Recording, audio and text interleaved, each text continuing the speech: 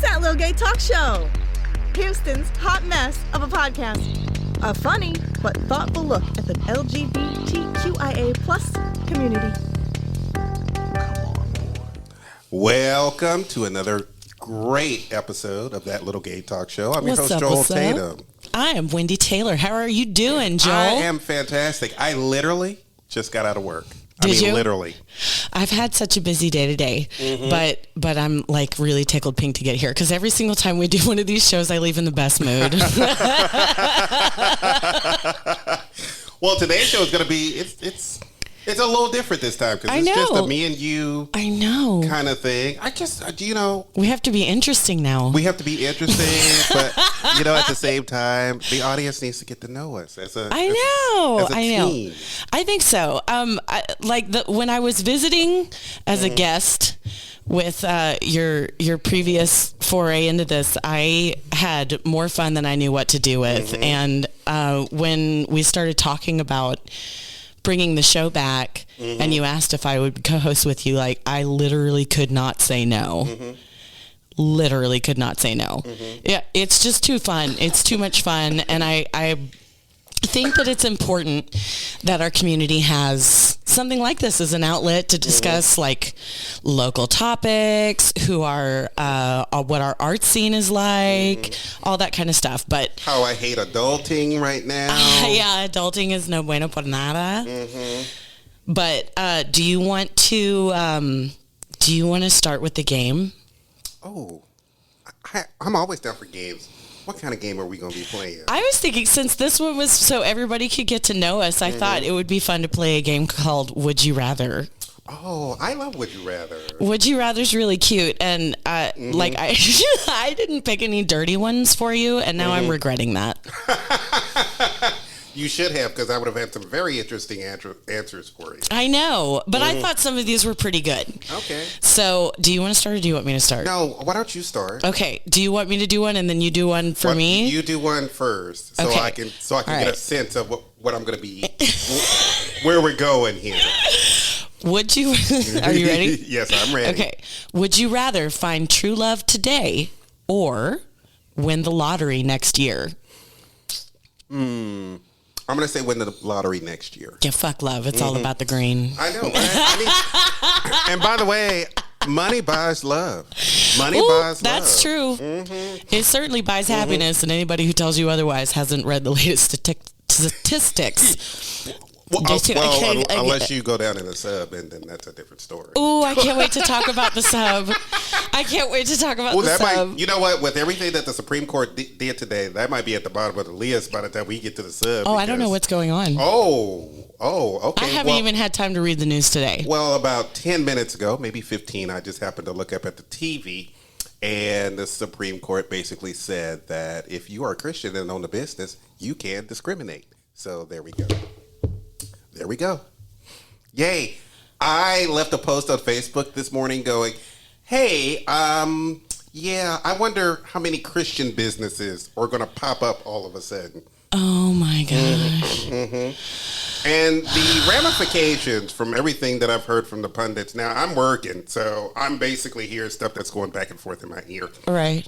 But basically, what they're saying is it's not really going to affect just LGBT.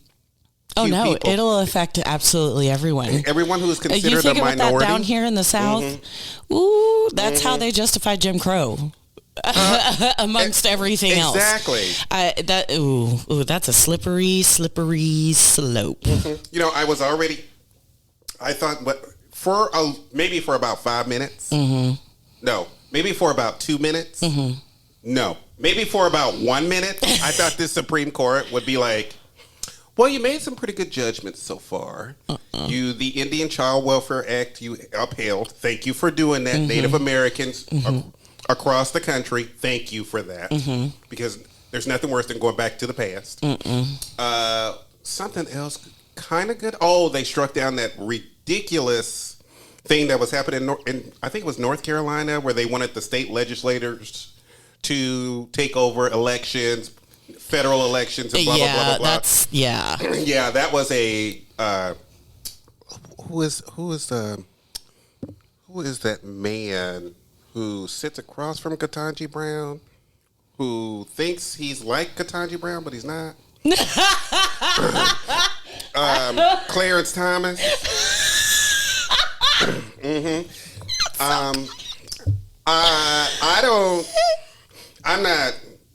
I'm not one to send hate anywhere, but you can send it to him. Oh, Lord. Just send it all. Oh, Lord. You can send it all. Should we just get into it and forget the questions? Should no. No. Okay. We probably just got a little sidetracked. Oh, we're going to do that forever. Like this. Welcome to our podcast. Welcome to any podcast, because I know 1,000 podcasts. It's a shit show. Absolute shit show. We are not a shit show. No. We are Houston's one hot mess of a podcast. One hot mess of a podcast. There we go. Hot mess of a podcast. Hot Mess Express. But we have a good time. That's why we're one hot mess. Well, hopefully they're having a good time too. Oh, okay. well. Okay, yeah, you get to ask me a question now. Okay. All right. Well, you know what? Honestly, I thought this was going to be more like truth or dare. I didn't know. Because my questions are phrased a little differently. Okay, go ahead. So let's just see what you got. Okay, so let's see. I'm trying to figure out how I'm going to phrase this. Okay, so would you rather... Oh, actually, I came up with something interesting just now. Would you rather spend an evening with Donald Trump... Ooh.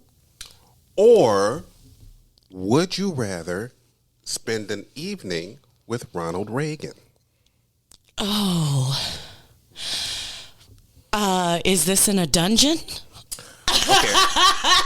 If you want it to be a dungeon, sure, why not? If you want it to be I was thinking more like a cup of coffee. Honestly, I don't know where you got dungeon from. I would have to say Reagan. Mm-hmm. Because at least he can carry on a conversation. Mm-hmm. Amazingly enough. Wait, is he like dead? Or is he alive? Okay, for sensitive purposes, he is alive. Okay, definitely Reagan, because I don't think I could be in the same room with Donald Trump.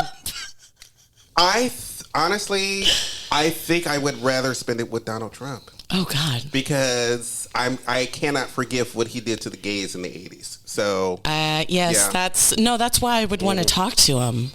Oh, if I wouldn't be talking to him, I'd put him right back in that grave. Ooh. Because I figured if you came back and my friends didn't come back, then you need to go back. That's funny. Yeah, no, I would want to talk, but I just can't imagine even An evening with Donald Trump would last about 10 minutes. And you'd be running out the door. I wouldn't even be able to ask him questions, because I know whatever came out of his mouth would just be the drivel. Like, it would be nonsensical drivel. That's the beautiful thing. He would lie to your face, and you could just look at him and go... I feel like he should, some of the things that come out of his mouth, like, someone should just follow him around and make children's stories out of the crazy things that he says. I was thinking more in the lines of maybe a graphic novel. Oh, a graphic novel could be fun. I think a graphic novel. Maybe we love graphic novels. Todd McFarlane to do it. That would be wonderful. That would be wonderful. He did Spider-Man for a few years and then Spawn. So why not Todd McFarlane? Why not? All right, are you ready? I'm ready. Okay. I like this one. Would you rather have everyone you know be able to read your thoughts, or for everyone you know to have access to your internet history? Ooh. Oh, but that's a tough one. Oh, my God. I'm going with internet history. I don't want people in my head. Leave me alone. I would suggest that if you got in my head, that you seek lots of therapy before and after, because some of the stuff that's going through my head. Yeah. No, you don't want to. No, you need to look at my browser history. Let's just go with that, because if I gave you an afternoon in my head, I swear to God, you wouldn't make it. That's kind of how I feel. Like, I don't, but I don't. Ooh. Because the things that usually come out of my mouth and the things that I think about are usually, like, very wholesome. But Every now and then, my brain is a total bitch. Oh, my brain comes up with some of the darkest shit. Yeah, oh no, take my browser history. I know. I mean, one evening, I'm laying around and I'm watching TV, and this kid comes on TV, and he is the weirdest looking kid I have ever seen.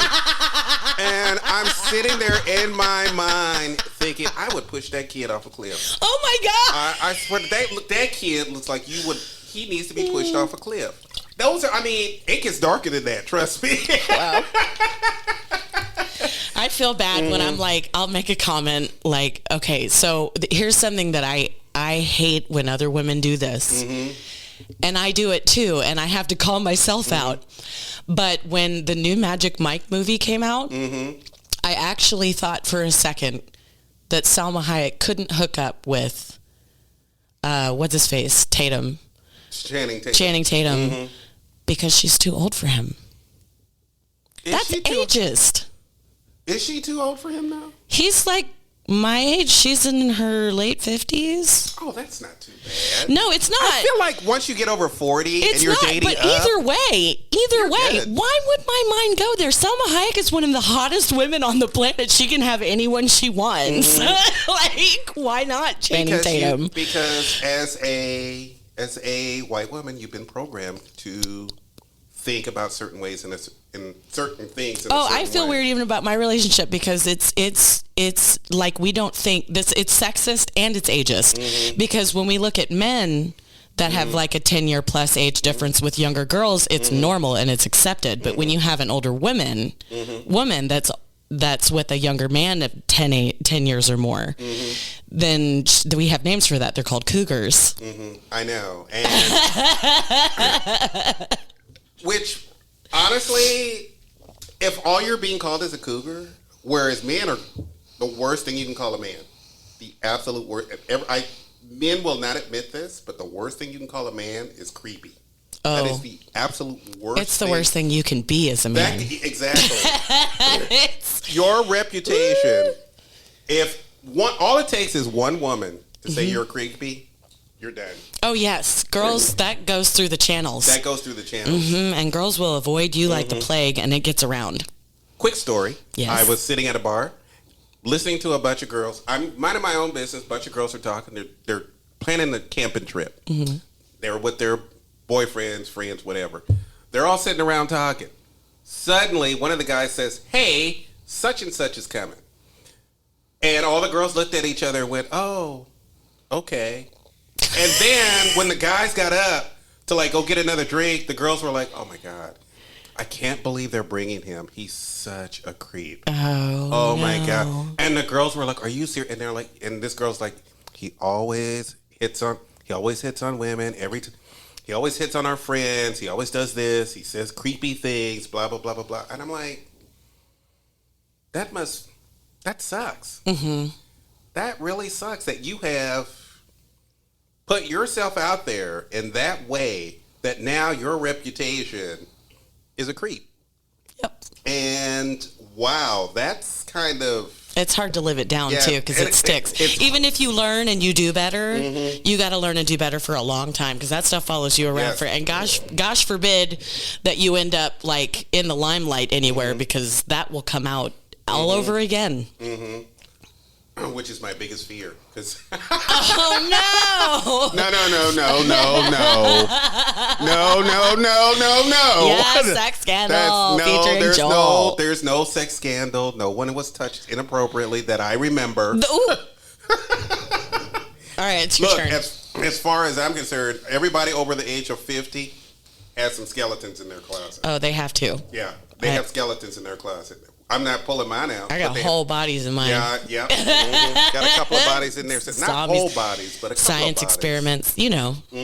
So waiting for the next lightning storm. So anybody over 50, if y'all expect them to be perfect, y'all could just put it down because they have probably committed every sin that is now a sin now. Absolutely. And if they didn't just before they were 22, then they had a very boring life. You know, the first time that I figured out what gaslighting meant, I'm like, oh, wait a minute. We've been doing that for 40 years.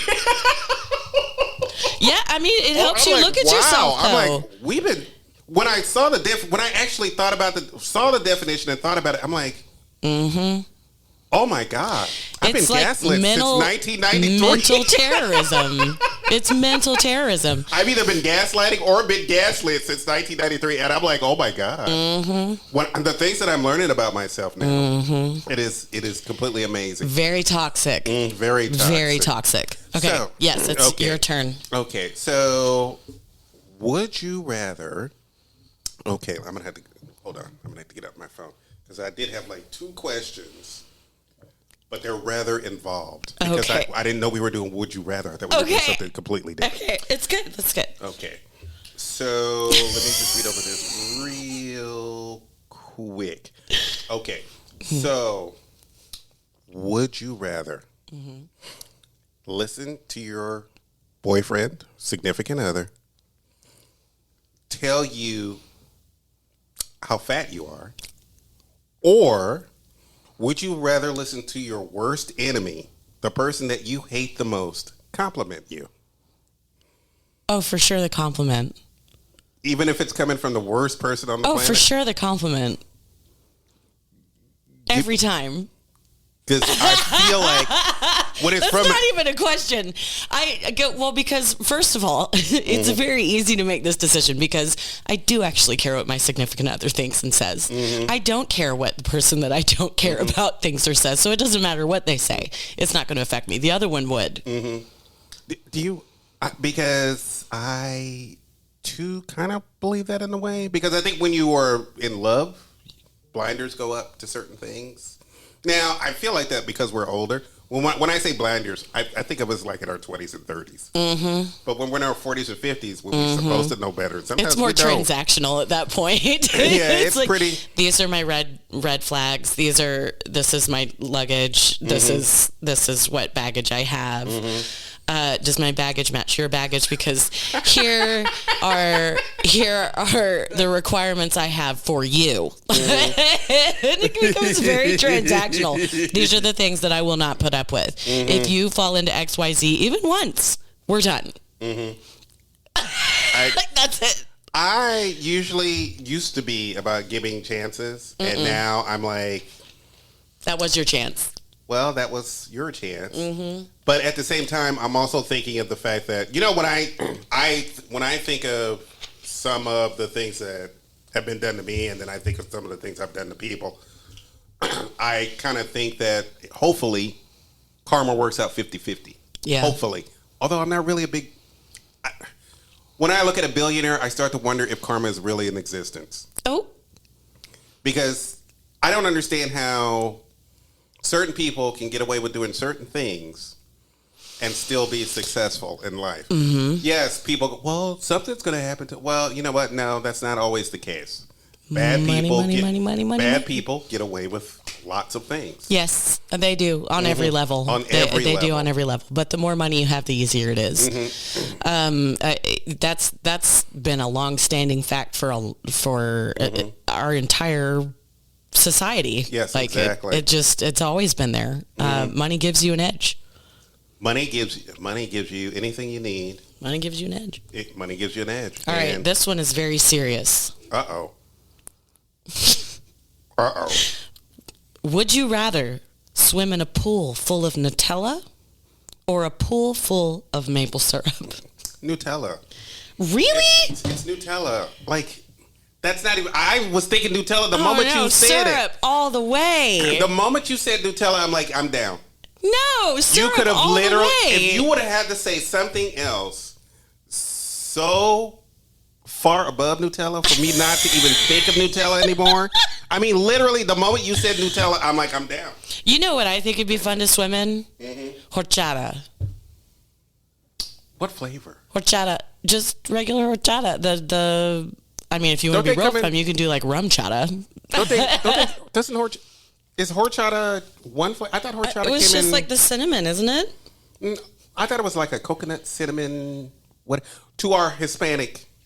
Y'all help us out. Help us out. Y'all help us, please. Because I think horchata is more... Is that Is that Mexican or Honduran? I think that's more Honduran, isn't it? Oh, I don't know. I just know it's Latin. I know it's Latin. Okay. Here in Houston, we have so many different Latin countries that come through that it's like Guatemalans, Hondurans, with the whole southern Latin America. Like we have everybody here, so that's my kitchen right that's now. That's why we get so much good food here. Houston has the best food because we are so diverse. We have so many different nationalities here that we get like the most incredible cuisine from that. We're very lucky. Yes, we are. And Good Morning America did a best breakfast in America.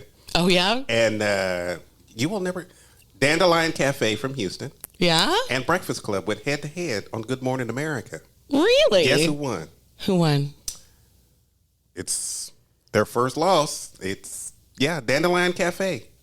A place I think that's been open for maybe 2 years, maybe a year, maybe 2 years. Really? Beat out Houston's. Wow. They were chicken and waffles. It was all about the chicken and waffles. It turns out that Dandelion Cafe uses a chorizo Creole batter, for the chicken. And then they do something else. I think they use a cinnamon something or other with a little bit of spice to the waffle. I'm going to have to go try it because I heard it's amazing. And don't get me wrong, I love the Breakfast Club. I love me some of the Breakfast Club. What I do not love that line in the heat. Y'all need to we need 4 locations for the Breakfast Club because that line in the heat is ridiculous. It's crazy. I need y'all to open a bigger location. Ooh. I love the fact that y'all want to keep that little location, but I'm going to need y'all to open a bigger location because I don't know, man. I think it's part of the. It's part of the draw now. Like it's just. I don't know. That's what you do. You gonna go have Sunday brunch or whatever breakfast you go stand in line at the. That's what you do. That's just what you do. You go stand in line at the Breakfast Club. My God, I saw the line for Trill Burger. Have you heard of Trill Burger? No. Trill Burger is this new Houston burger place that used to be where James Coney Island is on Shepherd and Richmond. Yes, and it's something about the sauce. I have not. I don't know. It sounds some kind of trill fat and juicy sauce. and exactly what I like. They had a line around the building. I had never seen at that. And the name is so Houston. I know. Who owns it? I don't remember who owns it. Okay. But I was wondering if it's like one of our Houston rappers because it might be. Trill's like a Houston rap thing. Yeah, it might be one of the Houston rappers. There's like 4 or 5 celebrity restaurants. I know. And they keep popping up. I know. I kind of love it. I kind of love it. I kind of love it. Like the 90s rap scene's starting to make a comeback in a totally different way. Like in a totally different way. They're all coming in with like restaurants. Some of them making grills for a living now. Exactly. Like they're jewelers and all of that. I think it's great. They have outside careers other than rapping. Well, you have to. You have to diversify. That is true. You have to. That is true. To be successful in the rap game. In any game. In any game, you have to have a business mind because these are it's a business. Yeah, you have to diversify. It's important. All right, your question. I actually don't have any more. Oh my gosh. Okay, I have. We'll just do mine. Okay. Okay. Would you rather labor under a hot sun or extreme cold? Extreme cold. Oh, same. Same. Extreme cold. I'll take extreme cold. Any day of the week. Any day of the week. It's hot. It's too hot for hair and titties out here. I know. I'm barely wearing shorts. If I could, you know what? I need heterosexual men to put down your toxic masculinity because I need to wear a skirt during the summer. Oh my gosh. I need to wear a skirt. Wear a skirt? I want to wear a short skirt. What's stopping you? For 101 degrees outside. Girl, I live off of Martin Luther King Boulevard. Oh, I hear that. Okay. Yep. I'm either going to get played, laid, or dead. That's a different game. That's marry, fuck, or kill. Yeah, exactly. I'm gonna get... Oh, we should play that one next time. Marry, fuck, or kill. But we need a group for that. Oh, yeah. No, we'll do it with a guest. We'll do it with a guest. Yeah. A couple of guests. It'd be really fun. Yes, exactly. Yeah. Okay, good. All right. Would you rather be royalty 1,000 years ago or an average person today? I feel like I already know what the answer is. I think it would have to be royalty. I knew it. I feel like I feel like there would be some. What? I'm looking for the words. What is it? Generational wealth. Yes, that's it. I feel like I could get some generational wealth. Yeah. And I would be okay right now. Yeah. I would be okay. I wouldn't have to be super rich. No. But, if I could have a little cabana on the beach, away from people, I'll be all right. There are a couple places in the world that I've already looked at that I'm like, okay. I would definitely be an average person today. Mm-hmm. Hands down. I like having indoor plumbing and penicillin. Mm-hmm.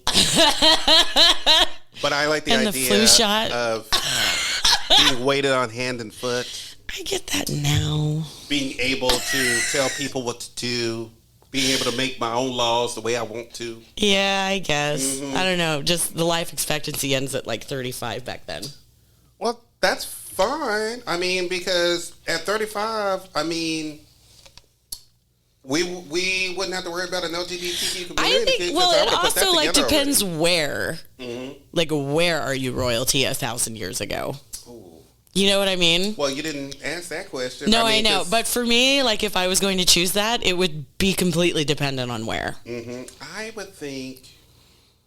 I don't want to say the Danish because they were horrific. Oh, my God. Oh, my God. They were horrific back in the day. Actually, who was it? Yeah. If it was European, yeah. Awful. It was pretty, yeah. It was awful everywhere, always. Yeah, it was always awful everywhere. Most of Europe was, pretty much colonizing every place else. So, yeah. It would, God, it would have to be in Europe. Oh, my God. I would not want it to be in Europe. If we can go back to, African times, that's fine, but that's thousands and thousands of years ago. Mm-hmm. So, well, maybe not even thousands, maybe 1,000 years ago. Maybe, because people left us alone at the time. Mm-hmm. They're too busy fighting themselves. Mm-hmm. Unless you lived along the Mediterranean, and then, we were all over the Mediterranean. Our influence is all over the Mediterranean, from Italy all the way to Spain. Mm-hmm. Everywhere. Mm-hmm. Okay. Would you rather cuddle a koala or pal around with a panda? Okay. Koalas have chlamydia. Yeah.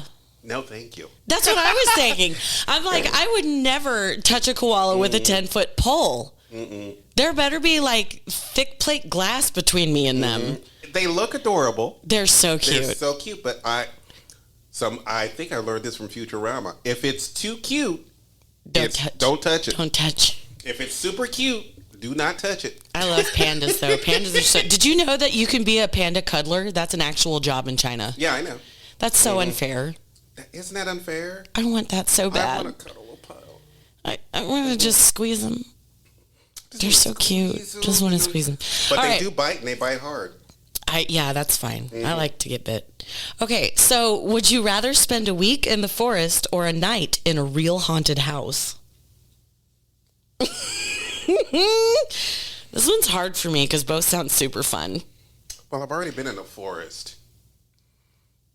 But do you want to spend a night in a real haunted house?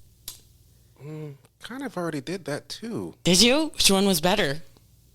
I thought for sure you would go with haunted house just because you wouldn't want to spend a week in the forest. No, I've already done that though. So that's not a big...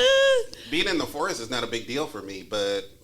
I've also been in a haunted situation as well, so I guess maybe I would lean a little bit more towards the haunted situation because I feel like it would be more interesting. Yeah, I don't know. This one really I struggle with because I love nature so much. I used to love to go backpacking through the woods and lots of trails, and I really love our state parks here in Texas. Canyon Lake. Not Canyon Lake. What's the one that Colorado River State Park? Colorado Bend. That's what it is. Colorado Bend State Park is so beautiful. If you have not been, you should go, but make sure that you register early because they fill up fast because it's really beautiful. They have 2 waterfalls and a whole bunch of stuff. You can go kayaking. Anyway, I love the forest. So, the funny thing about nature is that nature is kind of deadly. So Oh gosh, it just helps refresh me. I feel recentered when I come back. But a haunted house, here's why I would want to do the haunted house. Because then I would know that ghosts are real. I would know. That's the only reason I would want to go. I'm still on the fence because It's literally the only reason, because I would know. no, you want to know. 100%. It would change my perspective on the way the rest of the world looks. Because I don't believe him now. I don't know what. You know what? Someone said this to me, and I really do believe it's the most truest statement on the planet. If life has endless possibilities, why doesn't death? I agree with that. But I just like science, and what happens is you go into the dirt, you decompose, and you become other things. Yeah, but science states that matter returns to matter. Yeah. And even the Bible does. From dust you come, from dust you'll return. yeah, exactly. It is what it is. All right, are you ready? Yes. Would you rather travel 150 years into the past or 150 years into the future?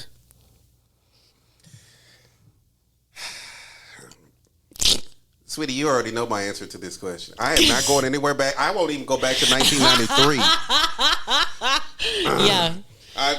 No, there is not a black person who would sit here and go, I want to go 150. I don't want to go back there. Why would I want to go there? I don't want to see my ancestors. But again, I think that one depends on where are you. I'm a black person 150 years ago. It ain't really going to matter. Yeah, that's true. It doesn't matter. It ain't really going to matter. It doesn't matter. Yeah, no, I would definitely go into the future because I'm curious.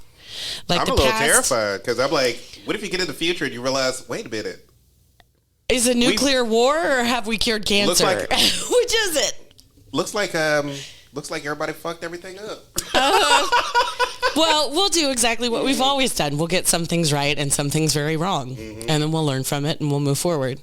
So, I want to have faith in humanity. I used to have faith in humanity. I still kind of have faith in humanity. But not as much as I used to. I think we're only about 2,000 years away from living on Mars.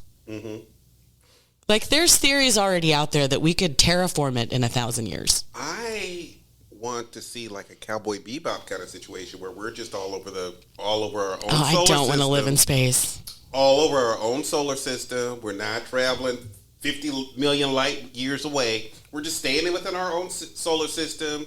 We like inhabit an asteroid here, a planet there, blah, blah, blah. A lot of moons are very good, space, actually. Like, a lot of moons are really good. Some space gates where you can travel beyond the speed of light. Because I'm sure physicists in the year whatever are going to change the speed of light. I think it would be so fascinating. We have so much work to do before we let space kill us. Because for me, like right now, today, if you asked me to go up into the International Space Station, I would say yes. But I would need so much Xanax. Because it's the same thing when I'm flying on an airplane. I look out the window of that airplane and I realize there is 6 inches between me and certain death. Well, 6 inches, that's it. I can tell you this. That's not that big. Ask any woman. I can tell you, or any gay guy. Or any gay guy. Yeah. But I can tell you this much. I probably would rather go into space than go underwater. Because at least with space, we're kind of familiar with space, We kind of know what's out there. We still don't know what's under. We have lived on this planet for hundreds what's of thousands really interesting, though, we still don't is know what's that down there. They're very similar with engineering issues. They both require being completely airtight. They both require pressurization. They both require... So that's one of the reasons why NASA does a lot of their practice in pools. Yes. Because a lot of the engineering is very, very similar, which is really cool. The pressure at, let's say, Challenger Deep, and the pressure, let's say, in the uppermost part of the atmosphere. Yeah.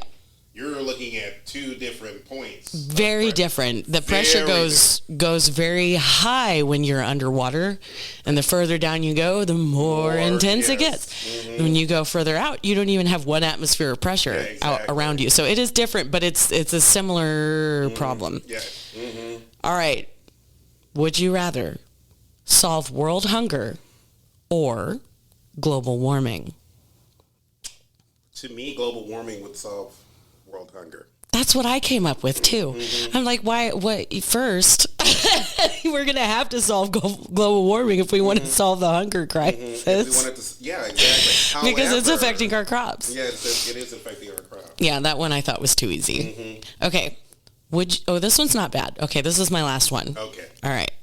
Would you rather be beautiful and stupid, or unattractive but a genius? Oh, I'm already that. Oh my God. There we go.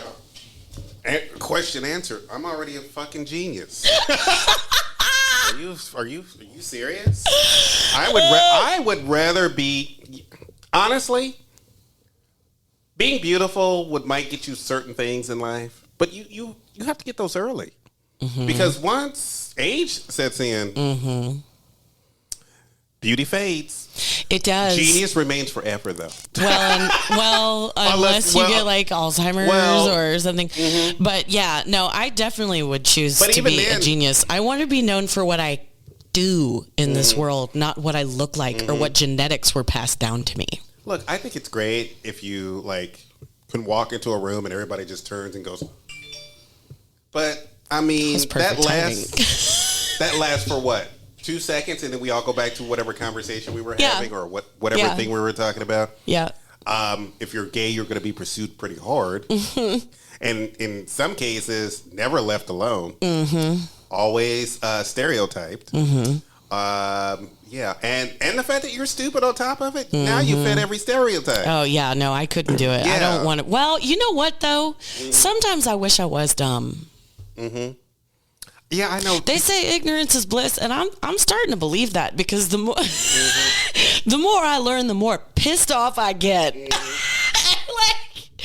I don't want to know anything new anymore. Except I made the bold, brash statement that all I wanted to do in life was gain as much knowledge as possible. I regret that. I like the idea of being happy and dumb. The thing that really messed me up was thinking, well, if I can understand it, that'll make it okay. And what I found out was understanding it doesn't necessarily make it okay. It means you can understand it, but it's still wrong. It's still bad, and it needs to stop, whatever it is. Like, it's when people hurt you, you think maybe if I could understand why they did it, it wouldn't hurt so bad. That's not true. That's true. And, you know, we jump. I jump so quickly to answer the questions, which is fine. But when you really start to break down the pros and cons of both sides, like even being a genius, I've known several people who were way above average IQs. A couple of them aren't here because they couldn't deal with what was going on up here. Yep. Well, and it sucks not having any peers. Like, no one can understand you. You want to like discuss all of these amazing things that come out of your phenomenal brain, but who are you going to talk to about it? They're going to have to go to college for 4 years just to understand the basics of what you're trying to come up with. Like, unless you're someone like, okay, Stephen Hawking has what makes him so great. Well, one of the many things. What makes him so great is his ability to put these complex scientific theories into layman's terms so that the general population can at least get a general understanding of what he's talking about. That's phenomenal. Neil deGrasse Tyson has that ability too. Bill Nye was one of those special kind of folks that Carl Sagan. Carl Sagan was my hero when I was a kid. We are all made of star stuff is one of my favorite quotes. I remember seeing an interview with him. I think it was 7 or 8. Seeing an interview with him on Mike Douglas. I don't know. It was some show from one of those talk shows from the 70s. I think it was Mike. No, it was Dave Cabot. Okay. Okay, young people. Get out your Googles because you're going to have to look up all the stuff that we're talking. I have no idea what you're talking. Get out your Googles. Because we're we're talking about stuff that you probably have no idea. But watching Dick Cavett and seeing Carl Sagan, and I saw this on YouTube and I forgot about this. Carl Sagan said that Star Wars is not realistic. And Dave Cabot said, what? He goes, when you think, first of all, when you think of humanoids, they wouldn't look like we do. Luke Skywalker, all that, they wouldn't look like we do. It's not possible. He said because of evolution and the planets that they were coming up on, they were not going to have the same features. They're not going to have the same evolutionary track that we did. So, and he said, you know what? Most likely there probably wouldn't be any white people. And I'm like, he said that in 1974. No, I'm sorry.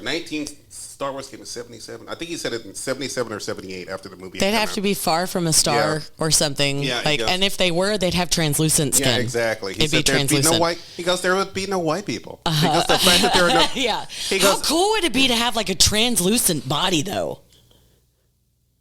I don't know. Some of our deep sea fish have that, and they're really, exactly. But really I don't cool. think I want everybody to see it by inside. You don't need to see what. I think it'd make us better people. I think. Do you? 'Cause Yeah. I would hate to be walking down the street. Well, and no, somebody we just going, find other things. I'd be Yeah, like, he has a exactly. fatty liver. Exactly. Ew, your liver's so fatty. He has a fatty liver. Mm-hmm. I don't want your fatty liver. Yeah, your kidneys are about to go out. Ew. Ew. Why do you have an extra testicle? You might want to quit smoking. I'm starting to see the black in your lungs. It's like, Oh, you know what? I wonder if that would help people quit smoking, though, actually, if they could see how it's actually affecting their insides. I wonder if we would make prettier food, too. You mean us or the food? Yeah, no, we would have to make... no, I think because you're like, we're going to would like, we? watch You're like, it ingest, yeah, exactly. right? Like, so Would we would make what? pretty food? And I'm like, wait, I feel like we would just go us? strictly to a liquid diet. It would have to be a liquid diet. Yeah. And they'd all be pretty colors. Like, I drank blue today. Well, if you go with evolutionary theory, I honestly, with translucent bodies, would we be eating foods? Would we be eating? Oh, yeah, maybe. No, well, we have to consume. Like, we're consumers, right? Every living thing is a consumer. But I figure with translucent bodies, wouldn't we be more photosynthetic? No. We wouldn't photosynthesize. We but I mean, if you think other clear things like jellyfish, they ingest. Amoebas, they ingest. Fishes in the bottom of the sea they ingest. I don't know anything that's alive that doesn't consume. Well, plants consume. Yeah, through but they have, photosynthesis, they're not clear. They're green because they have chlorophylls, right? Yeah. You need those to photosynthesize. And So we would be green then. wild story. Turns out plants can look up at you. Oh, plants totally interact with its surroundings. We just don't understand their language. No. They totally respond to their surroundings. Ooh, do you ever see that movie, The Happening, with Mark Wahlberg? Oh, good God. Yes, unfortunately. Okay, I thought that was so brilliant. The way our planet, like the plants are just like, we're done with you. We're going to give like spores in the air and you're going to smell them and just kill yourselves. You know what? It's not a bad thing. It's just the fact the execution was so terrible. Oh no, it was horrible. Mark but Wahlberg, I liked. Stop putting him in sci-fi crap. I liked the idea of the Stop movie. Though. putting Mark Wahlberg in sci-fi movies and horror movies, please. He can barely act in a comedy. Why are you people putting him in these kind of movies? Oh, I like him in comedies though. Oh, that last horrific movie he did. What was that sci-fi movie where he's like immortal but from the future, and it was all kinds of convoluted and everything. I'm like, what the hell is this? I'm not. Oh my God! Stop it with Mark Wahlberg. Stop it. Joel doesn't like Mark Wahlberg. I you didn't guys. say I didn't like Mark Wahlberg. I said stop putting him in sci-fi movies. If The Happening didn't tell you anything, his acting in that movie, I swear to God. Well, it was. I remember sitting in the movie theater thinking, I feel like I should be mad at the fact that I just paid $11 when I could have just watched this on the Sci-Fi Channel. Because this feels like a Sci-Fi Channel kind of movie. Because it was a sci-fi. And don't get me wrong, he wasn't the only one. Zoe Deschanel, she did the best she could. I'm sorry. Little pixie girl did the best she could with what she was given.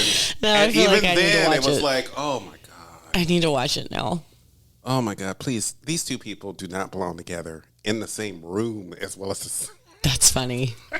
the same movie. Good. And they played a married couple. They had as much chemistry as these two microphones. Oh, no. Oh, my God. You saw the same movie. Oh, you're talking about The Happening. I'm still talking about The Happening. I thought you were talking about the new one that he did. No, I'm still talking about The Okay. Happening. Okay, I was No. like, Zoe Deschanel was in the other movie, too. I didn't know she was in the new one. No. Because I haven't seen it. I don't know anything about it. It's on Paramount Plus. Just skip it. You don't even bother. It came out on Paramount Plus last year. Don't even. It was just the weirdest thing. I didn't watch the whole movie. I watched enough of it to go, you know what? No. Oh, wow. I don't think I've never finished a movie. Mm-hmm. I have to finish it. If I start it, even if it's garbage, like I have to see it through to the end. I will say this. I am of the same mind. If I'm already in the middle of the garbage, I'm just going to roll around in it. However, if I know from the beginning, in the first 10 minutes is going to be garbage, I'm out. Oh, that's funny. I'm not wasting my time. See, my boyfriend does he didn't stay for the end of Avatar because he didn't want the ending to suck. So he just left with no ending. And I was like, what? That would make me crazy.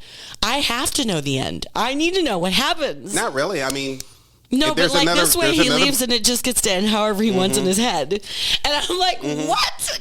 No, you have to finish it. You have to see what happens. I have to know. You know what, though? What Marvel movies did to me was make me sit in that chair longer than I want to for every movie that is not a Marvel movie. I'm waiting for... I will literally sit there, and my friends are like, Joel, the movie's over. Well, there might be like a secret ending. The scenes at the end. There might be some stuff at the end. Joel, this isn't Marvel. Let's go. Every other movie, they don't do that. They don't do that. But now, every other movie is 3 hours long, and they do that. And I'm like, wait. That's not what we asked for. No, they want to make you sit through all of the credits. That's why they do that. Yeah, that's not what we asked for. It was fine when it was Marvel. Because we expected from Marvel. I don't want to... Like they started it. Everywhere, blah, blah, blah, all at once. I get it wrong every time. You know what? Most amazing film I've ever watched. However, I did sit there. Me and Spunkmeyer sat there in the movie theater waiting for the end credit. And we're both looking at each other. What the fuck are we doing? Let's go. Because we have both and I've taken Spunkmeyer to the movie several times. And usually some of them, with the exception of the last movie, some of them were Marvel movies because he's always been curious. Superhero movies are not a big thing for him. Yeah. So he's always curious. And I've taken him to one or two. And he kind of liked one, but not the other. And he's like, I don't understand why I waste my time watching these movies when I'm not really involved. I'm like, well, why do you ask me to go? Right. I ask you if you want to go. All you have to say is, no, I don't want to go see that. Yeah. But you always want to go. So, but then you bitch when we get out of the movie. Except for everywhere. Pleasing you. Except for Everywhere All at Once. Everything Everywhere All at Once. Everything I Everywhere. Love that movie. That movie. Oh my God, that movie makes me so happy when I think about it right now. Yeah, I love that movie so much. It's so bizarre. The hardest. There was 12 of us in the theater at the time, and there was me, Chris, and a gay couple all the way at the end, and there's the scene in that movie where the first thing you see is that little purple thing sitting on the desk. Yeah. And Chris and I looked at each other and went, that looks like a butt plug. And the couple at the end heard us, and we all started laughing. And all the heterosexuals were looking at us like we were crazy. And when we were watching the scene, and the guy jumps to jump on it, we're like, oh my fucking God! Oh, yeah. That's a fucking butt. Oh, and it was, he nailed himself with it. Competing to jump on. Of course, if you see the movie, you know why they do that. But the thing is, it was gigantic. It was a gigantic and the giant donut bagel. The giant bagel. It's so bizarre. You guys, you have to go see this movie. You're going to think that we're nuts, but like it really is such a beautiful story about family and growth and love and. But it's so weird and colorful and fabulous and the such a trip. Fingers part. Oh my God.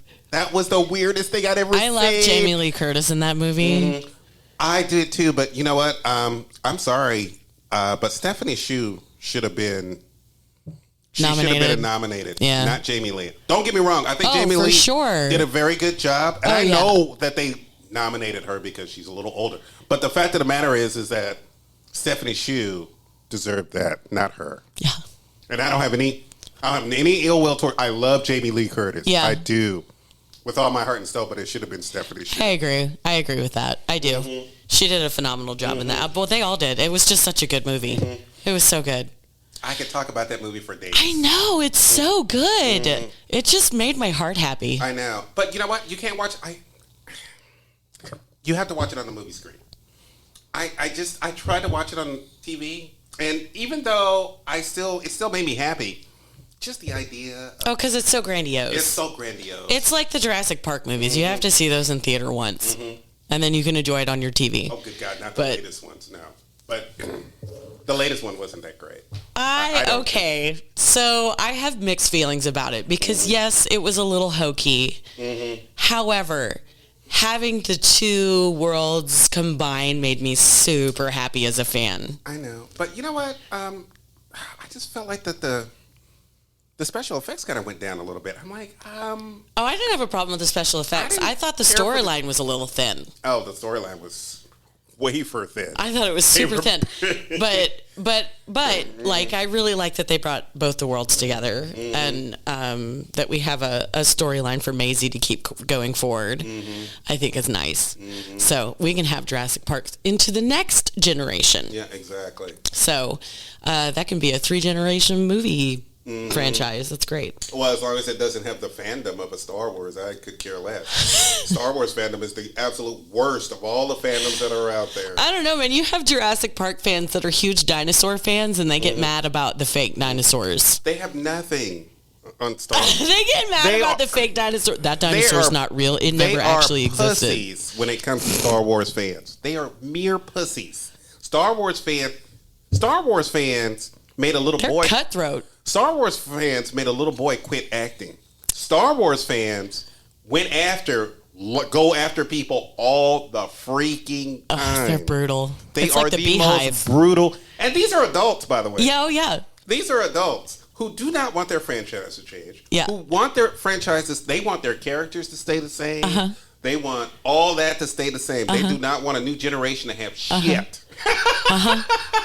It is the worst. I thought, no, it's the absolute worst. I wanted to think that comic book nerds are the worst. No, it's the Star Wars. It's Star Wars? It's Star Wars. I don't know. Comic book fans are pretty brutal, too. Like, everybody tends to make these just ridiculous characterizations about unreal characters. They're not real. Like, they're not real. Who cares who plays so-and-so? They're not real. Exactly. But that's like, I'd like to say that that's a small contingent of comic book nerds. No, but they're like, it wasn't canon. It didn't follow the comic books. It didn't have. Why don't they make their own characters? The original Spider-Man, when it came back way out with Tobey Maguire, way back when, they were like, no, the original Spider-Man didn't have webs shooting out of his wrists. He had to make it. So then in the Amazing Spider-Man, they fixed that, right? But then everybody was mad that he could shoot because it was just the clone that could actually shoot it out of his wrist, right? I'm sorry, guys, we're geeking out. But people would get so mad about, like, and hung up on the most ridiculous details. It's not canon. It wasn't in the comic book. I'm like, you know what? Someone made that up. Let me say this. I was not the biggest fan of having web shooters come out of his wrist. However, I realized that maybe because it was a modern adaptation of the movie, we weren't getting a radioactive spider. We were getting a genetically enhanced spider. Right. So I think because we got a genetically enhanced spider, look, it makes sense to me that you would have little things coming out of his why wrist. not? It makes sense. Listen, scientifically speaking, you're not going to get superpowers from any bite. No. You're going to get sick and die. Yep. So none of it makes actual sense. It's ridiculous. It's ridiculous. None of it's going to work. That's the part of it that makes me laugh. I'm like, none of this is real. Why are you getting so hung up on fake imaginary creatures and people. Because if that's the case, I'd be sucking blood out of everybody from all the mosquitoes I get bit by. I'd be Morbius. Well, oh, Texas would just be mosquito people. I will never be Morbius. I'm sorry. I'm going to say I would be Morbius. I will never be Morbius. Ooh, ever. Okay, let's close out this segment actually with a question. Okay. If you could be any superhero or villain, who would you be? How about this? Let's modify that question. Okay. What supervillain and superhero would you be? How about what supervillain would you be on a bad day? Oh, on a bad day? Dark side. Dark side. I think for me, Green Goblin. Really? Green Goblin? Either that or okay. I get Thanos. I get him. But the thing that pisses me off about Thanos is if he has the reality stones, he has like all of the Infinity Stones, right? You can bend reality, space, time, thoughts, anything, right? Instead of killing off and disappearing half of life, why don't you just double the resources? Why do you have to kill everybody? Because he's a psycho. Well, no, because then there wouldn't be any storyline. Yeah, because there wouldn't be a story. Thanos showed up, killed all of these people, ended up getting all of the reality, all of the but when Infinity you think Stones, about it, and then solved all of the world's problems. It's him thinking of himself. Think about it like this, because I think this is As a god. This is how human beings sometimes think of themselves. He thinks of himself as a good person, and that the reasons that he's doing it is because they're good. Oh yes, that's the whole age-old question. And like, is how you get there important? And that is probably the story of our society right now. Oh, I agree. It's a Good very people who think that they are being good, but they're not good people. That's the whole intentions pave the road to hell, right? Good intentions pave the road to hell. So like it's still I don't know. Like but I get Thanos, like I get him. I get him. Darkseid's evil, man, but like if I had to choose I would be Darkseid. No, I would definitely be Green Goblin. Yeah. The idea of flying around on a glider, throwing pumpkin bombs everywhere just for the hell of it, just because you looked at me funny, or because I didn't like that dress you were wearing, or whatever. Bam, you're gone. Okay, Bam, all right, you're gone. superhero. Who would you be? Oh, okay. Now, normally my go-to is Spider-Man. Peter Parker, Spider-Man. That's who I grew up with. I love Miles Morales, and I think Miles Morales belongs to the younger generation. Yeah. I respect the character. I love the character. I think it's a great character. And I'm a little jealous because Miles was me every time I would think about Spider-Man when I would read a comic book. Miles was me. He even looks like me a little bit when I was a kid. That's and cute. I'm like, yeah, that's Spider-Man was always my kid's favorite, which makes me love Spider-Man because... And the great thing, Stan Lee said this, he wears a mask. So because he wears a mask, anybody can be Spider-Man. Anybody. Yeah, we all know he's Peter Parker, but when you put on that mask, he's Spider-Man. He's Spider-Man. Yeah. Anybody can be Spider-Man. I struggle between Iron Man and Captain Marvel. Just because her power is so incredible. Like, it's so incredible. But Iron Man's so dope.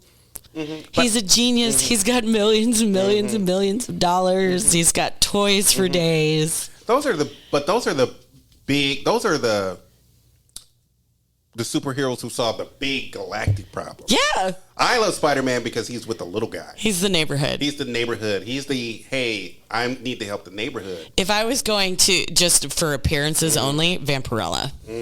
She's so hot. Oh, I would be Gambit. Because I want Oh my God, I love Gambit. I loved Gambit and Rogue. Gambit and Rogue are just like, oh my God. I know. They're the best couple ever. I know. I love them. I know everybody was about Gene and Scott, but Scott, ugh. I know, like, I'm a Rogue girl. I liked Rogue, and Gambit was totally underrated. Totally underrated. And Storm could date whoever she wants, and I'm okay with it. Okay. All right. Storm is dope. Storm is dope. She can date whoever she wants. I was upset when her and Black Panther got divorced, but I know. I get it. You know, you got two powerful people bumping heads all the time. Yeah. They need to go their separate ways. They're still good friends. Yeah. And, you know, he still kicks it with her, you know. Yeah, no, they still hang out. They still kick it together, you know. Yeah. But, you know, she's a mutant. You know what I really want? The next comic book series that I really want? Well, there's two. The Marvel Zombie universe. Every single one of them, I want them. And then the other one is Deadpool kills the Marvel universe. He kills everyone. Oh, I've read that. It was hilarious. I want it so bad. I love Deadpool.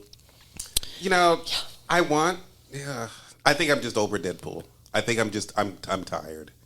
I mean, it is kind of gimmicky. He's gimmicky, and on top of that, I'm sorry, but my boy Peter was already doing that before you. Ooh. So you just a wannabe at this point, because my boy Peter was already doing it before you were doing it. I don't know. I just like anybody that breaks the third wall. I love the fact that he breaks the fourth wall. Sorry, fourth wall. But actually, She-Hulk was doing that way before he was. Oh, that's true. That's true. She-Hulk's pretty cute. Yeah, She-Hulk. I have loved She-Hulk for years. Did you watch the new show? Yes, I did watch. Do you like it? I did. I'm hoping for a season 2. I am too. I thought it was well done. I realized that the first season was a little rocky. I get it. Usually, sometimes first seasons are. But I think it deserves a second season. I do too. I do too. I think it's got potential. You know, the one I really want next though is the Loki season. Oh, I'm waiting on Loki. I'm waiting on Loki. It was so good. Oh, it was so good. I'm waiting on Loki, and I think that. And Agnes, Covenant of Darkness. Oh, I don't know about that. Yes. What is that?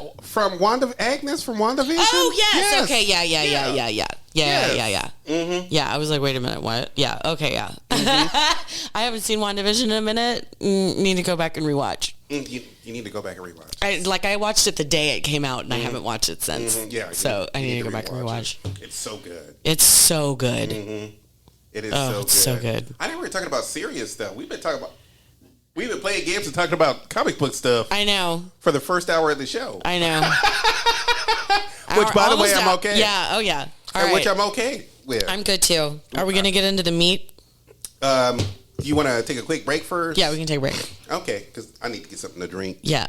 And my asthma's acting up too. Uh-oh. Okay, but I'll be right back. There we go. And we are back. Dun, da, da, da. Dun, da, da, da. You know, that first hour. It was fun. We nerded up. I know. We played games. I'm here for it. We talked about you know what?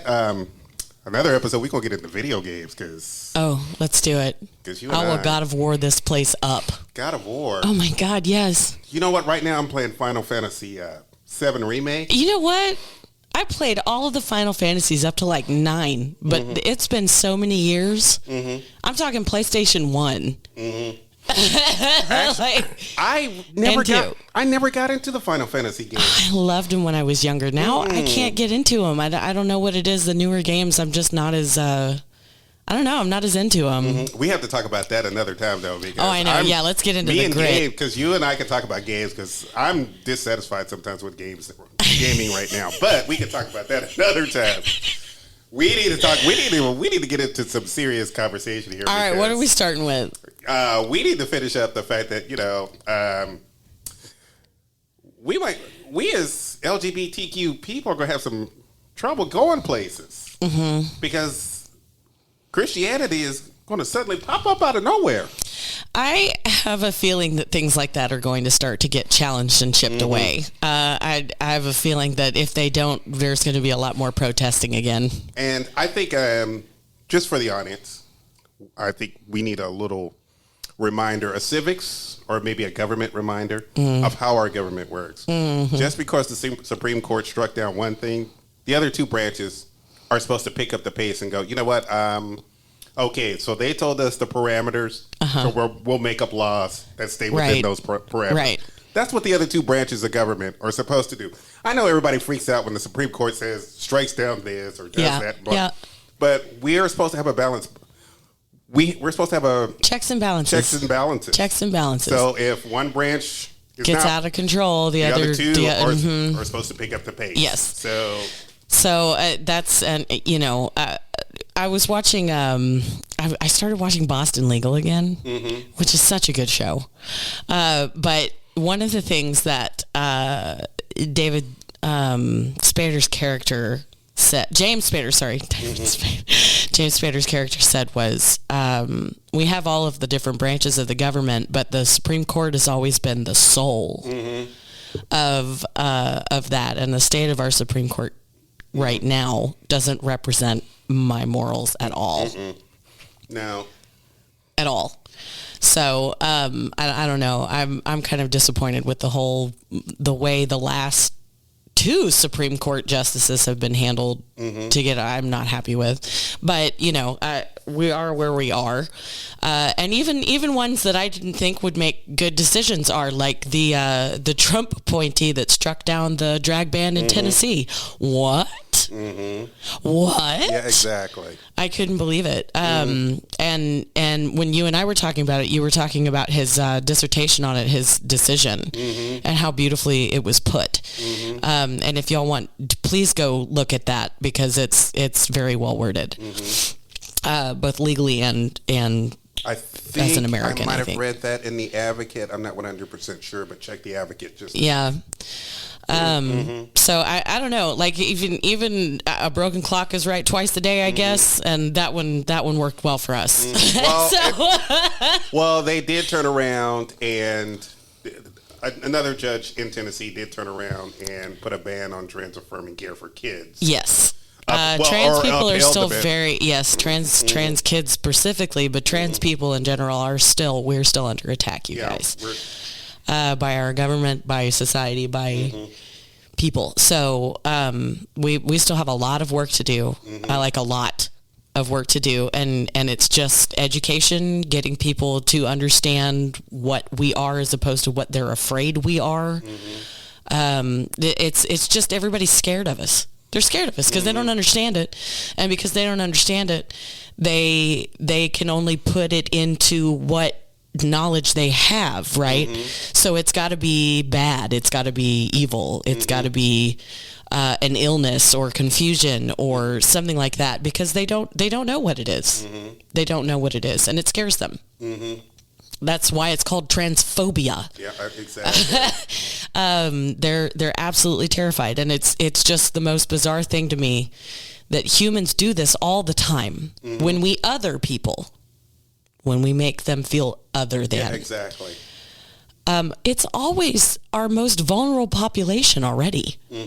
They're already vulnerable. Why are we picking on them? Exactly. Quit punching down people. It doesn't it's not a good look. It's not cute. It's small dick energy. I hate it. Because this society currently, we love a bully. And I hate to say it. I hate to say it. We love a bully. Obviously do. Look at our previous president. We love a bully. That's what he is. He's a bully, and people loved him. Republicans, this saddens me because I'm going to have to make a confession here, and it's really going to hurt. It's really going to hurt. Okay. I came probably politically very close to being more in lines with Clarence Thomas than I wanted to be. And that realization came to me maybe about 10 or 15 years ago when someone referred to me as conservative, to which I'm like, well, how dare you? I am not conservative, and blah, blah. But when I started to think about my views, I'm like, oh. Yeah. Maybe I am. Yeah. I think I was conservative. Yeah. But here's the thing with my conservatism. I was still very gay forward, believed in the rights, marriage, all this other stuff. But for me, it was like, our government needs to be fiscally responsible. We need to, cut taxes here and there. We need to do this and that, and blah, blah, blah, blah, blah. I didn't want to take people's rights away. In fact, I wanted less government. I thought the Republican Party, was supposed to be small government. Well, they're only small government when you do what they say. Yeah, exactly. Otherwise, they wouldn't be doing all of these going after parents of trans kids. Mm-hmm. That's not what small government does. That's what people do to get into your bedroom and tell you how to live. The sad thing is, you don't even have to be a parent of a trans child. You just have to be a parent who just doesn't agree. And they will come after you. Yeah. Just because you don't agree. Yeah. This is how wild. Well, I mean, it's right now. Yes, but again, like it's a slippery slope, right? Mm-hmm. Because there are parents who don't believe in medicine; they believe in spiritual healing, right? And they let their kids die from preventable diseases because of fears that they had. There's the whole scam that went around saying that these vaccines were causing autism. That was debunked, but people still believe it. And as somebody who is autistic, let me tell you how fucking offensive that is. That you would rather your kids risk dying from measles or mumps than being like me. Go fuck yourself. Exactly. Go fuck yourself. What really got me about the whole anti-vaxxer thing was I remember the day that it happened. I'm watching Oprah, and I'm watching a certain comedian who first started spouting that, Jenny McCarty, who is the founder. Yeah. A lot of people forget. She started this whole thing. Yeah, she's the one that made it public. She made it public. But now, let me take that back. The anti-vax movement was probably like a little fringe group for a little while before she came along. Oh, now it's mainstream. Because she was rich and she had a kid and blah, blah, blah, blah, blah. And I could get into the blah, blah, blahs, but I'm not going to because we already know. But the fact of the matter is that as soon as you land on Oprah and start putting that shit out there, that's when people started to believe it. The part of me that I absolutely hated, and I did the same thing. I did the same exact thing, and it grosses me out now looking back on it, is feeling sorry for yourself as a parent for having a special needs kid. That's so gross. Get over yourself, Mary. Your kid's the one who's disabled, not you. Exactly. Okay, it is your job as a parent, no matter how your child turns out, to do the best job you can to give them the best. As a parent yourself, isn't that like something that parents do feel though? It's kind of like a little guilt. Oh, guilt is definitely part of parenting. But I don't feel guilt for having a special needs child. I feel guilt for knowing that I have fucked my kids up and they're going to need therapy when they're 30. But every single parent has. Like, I did everything that I could and have done everything I could to model what I liked from my parents and change the things that I didn't. And a lot of those things I found were really good changes, and other things I wish I had done differently. But I don't know a single parent that doesn't feel that way. Because I think not a single one. I think the big, and it's not a trend, but I think the era that we're, as the kids say, we're living in whatever era. I think right now our era is the fact that we're, what do they call it? Getting rid of generational curses. Breaking generational curses. That is something that has been sort of a new awakening in our society from a lot of our younger people are starting to wake up from this and think, okay, we know this is bad. Why do we keep repeating it? Yeah, exactly. And that's where one of my favorite terms, the conventional wisdom, I learned that from the book Affluent Society. It's a really good book. Who's it by? I'm trying to remember the author's name, and I feel so bad because it's so brilliantly written. In other words, Google it. It's called Affluent Society, and it really does have a good explanation of how did we get here, where are we headed. It's a lot of economics, but how that affected and shaped our society. And it's really, really interesting. But conventional wisdom was a term that it was used throughout that book over and over and over again. And it's about how conventional wisdom is what we know now. It's the status quo, right? I'm sorry, the Affluent Society? Affluent Society. Affluent, by John Kenneth Galbraith. I've heard of this book. Yes. Yeah. It was really good. It was actually assigned reading to me in one of my college classes rural years ago. and it was a really great course. But it goes through and it explains a lot of where we came from, what theories did we believe back then to get us to where we are today, how those have changed.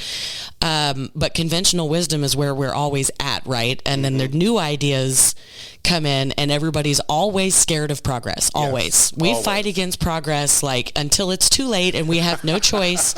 We're going to die if we don't do something different. We tend to live in conventional wisdom, and it's dangerous. It slows us down. But it also keeps us very safe, right? Like status quo, don't rock the boat too much. Yeah, exactly. You don't want to dump everybody over. But at the same time, if everybody on the boat is starving, maybe we should try something different. Exactly. Exactly. So it's an interesting term. And right now, our conventional wisdom is changing. We're having new ideas come in, and the older generations are fighting it, like every generation does. I wonder what ours is going to be. What are we going to push back on the younger kids? Here's what we're going to push back on the younger kids. Nothing, because we don't care. I know. It's going to get to our generation. We're going to be like, whatever. Yeah, it's from what I'm hearing from the kids. But you do it, okay? From what I'm hearing from the kids when it comes to Gen X, the kids are basically saying, don't fuck with Gen X's. They don't want... We are staying out of it. But at the same time, don't come at us. We went through our shit already. We already tried. They didn't listen. We tried so hard with them. Gen X is like the generation that does nothing. They've done nothing. They'll do nothing because they're tired. We're tired. Motherfuckers, we're tired. Fucking tired. Millennials are mad, but this new Gen Z, they're active.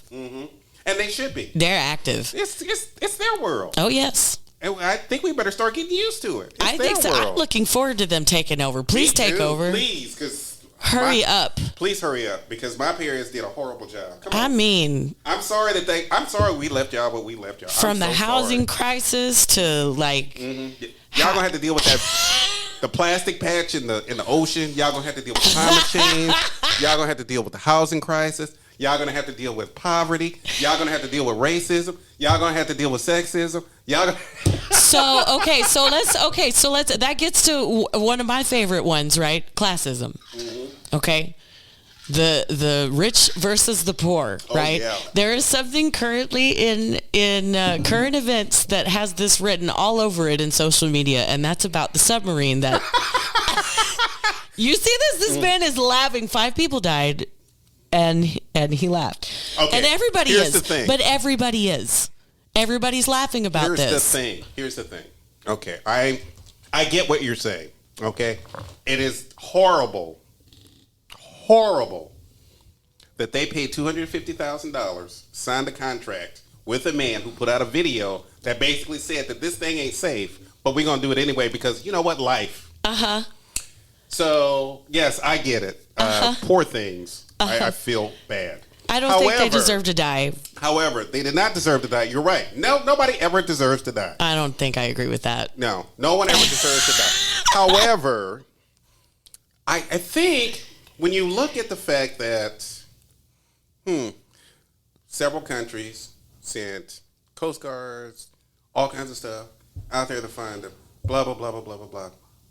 Money spent, all kinds of taxpayer dollars spent to go look for these fools, and I'm going to say fools. Look for these fools. In the meantime, 700 people trying from Syria and several other countries. By the way, countries that, what did we do? Destroyed. Syria was a vibrant country. Now it's pretty much rubble.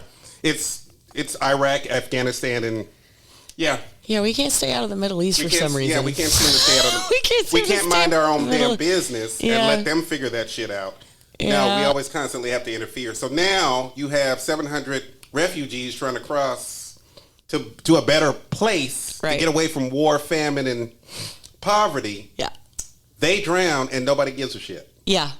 Oh no, it's hypocrisy at its finest. Like it absolutely is, but you know, I want to say that it's also for science.